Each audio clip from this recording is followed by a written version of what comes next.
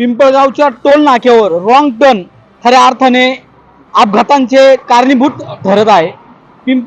परिसरात आता पुन्हा एकदा हा दुसरा अपघात घडत आहे, दुसरा अपघात। तर सकाळी एक टोल नाक्याच्या ज्या कादवा नदीच्या पलीकडे एक शिक्षकीचा अपघात झाला।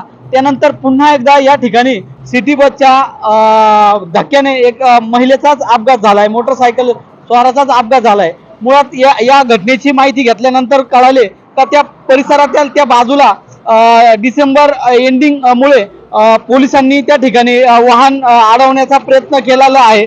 त्यामुळे घाबरून जी काही मोटरसायकल आहे ती इकडनं टर्न घेत होती, त्यामुळेच हा अपघात घडला असल्याचं प्राथमिक या ठिकाणी माहिती मिळाली आहे।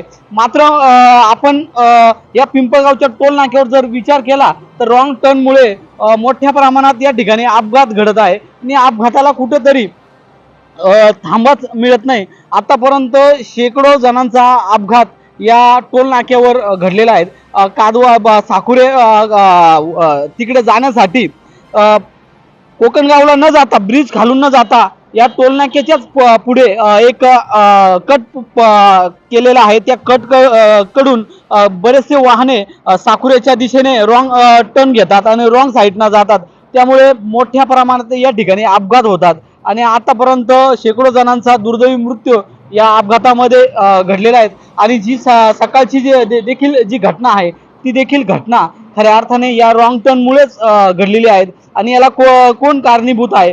टोल नाका प्रशासन कारणीभूत आहे की रस्ते महामार्ग प्रशासन कारणीभूत आहे, अथवा जे काही पिंपळगावच्या टोल नाक्यावर जे काही ट्रॅफिक पोलीस आहे ते ट्रॅफिक पोलिसाचं काम करतात त्या ठिकाणी त्यांच्यामुळे देखील हा अपघात घडल्याचं सांगण्यात येत आहे। मात्र आपण याची सखोल चौकशी करूया आणि सगळ्यात महत्त्वाचं का या टोल नाक्यावर चुकूनही वाहनधारकांनी रॉंग टर्नने जाऊ नये।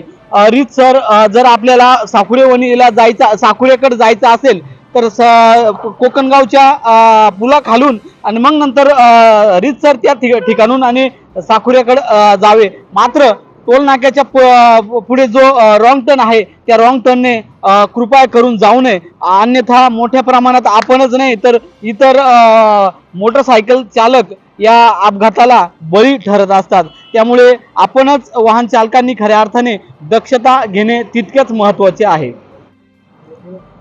आज पिंपळगाव टोल नाक्याच्या परिसरामध्ये 2 अपघात झालेले आहेत। त्यामध्ये पहिला जो अपघात झाला सकाळी 7:30-8 वाजेच्या दरम्यान झाला। त्यामध्ये नाशिकची ओझरची एक शिक्षिका होती, ती मयत झालेली आहे। ती केवळ आणि केवळ फक्त टोल नाक्याच्या निष्काळजीपणामुळे बेकायदेशीर पार्किंग लावलेले असल्यामुळे त्या महिलेला आज बळी गेलेला आहे। त्यानंतर पुन्हा एक दुसरा अपघात झाला आहे। त्या अपघातास जी ट्रॅफिक पोलीस आहेत ते बेकायदेशीरपणे टोल नाक्याच्या परिसरात गाड्या अडवतात, त्यामुळे एका वाहन चालका दुचाकी चालकाचा पण अपघात झालेला आहे।